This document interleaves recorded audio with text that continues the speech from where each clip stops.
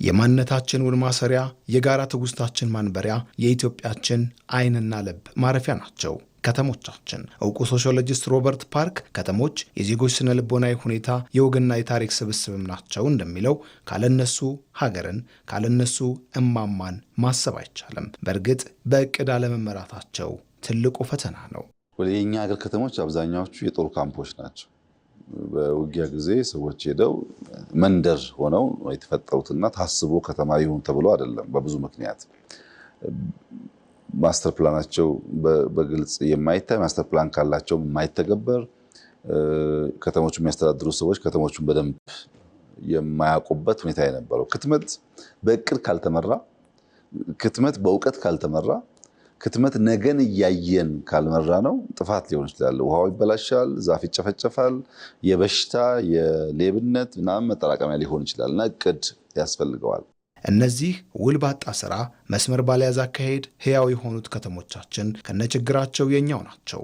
ደግሞም የብዙ ገጽታችን አሻራዎች። የመደመር መንግስት በከተሞች እይታው እነዚህ ፊትና ልብ የሆኑ ማዕከላትን መስራት፣ በእቅድ መግራት ሀገርን ከመስራት እኩል አድርጎ ይመለከተዋል።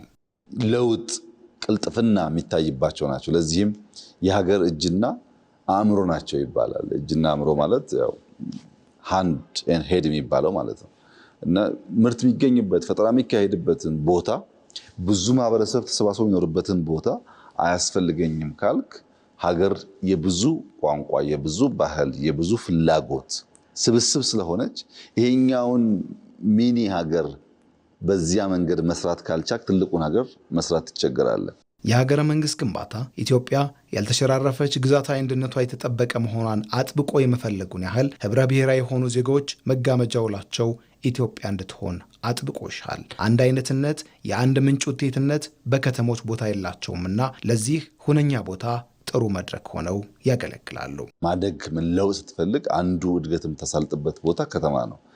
ከተማ የአብሮነት ላቦራቶሪ ነው። አንተ ከአንዱ ሰፈር እኔ ከአንዱ ሰፈር ያኛው ከዛ ሰፈር መጥቶ በጋራ ለመኖር በተግባር የምንማማርበት ላቦራቶሪያችን ነው። እንደ ገጠሩ ቤተሰብ ተዋዋቂ ብቻ ሳይሆን የማይተዋወቁ ሰዎች በቋንቋ፣ በባህል፣ በሃይማኖት የማይግባቡ ሰዎች የሚኖሩበት ከባቢ ነው።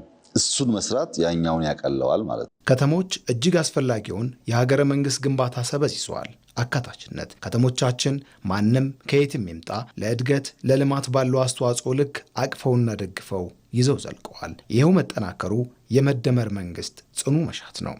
እንደ አዲስ አበባ፣ እንደ ሐረር፣ ድሬዳዋ፣ ጅማ፣ አዳማ እንደዚህ ያሉ ከተሞች አይተ ከሆነ ፈጣን እድገት ላይ ያሉ ከተሞች ብዙ አይነት ማህበረሰብ በውስጣቸው የያዙ ብዙ ኢኖቬተርስ ያሉበት ጥሩ እግሩ ለመለወጥ የሚያስቡ ሰዎች ያሉበት ቦታ እድገቱም ፈጣን ነው።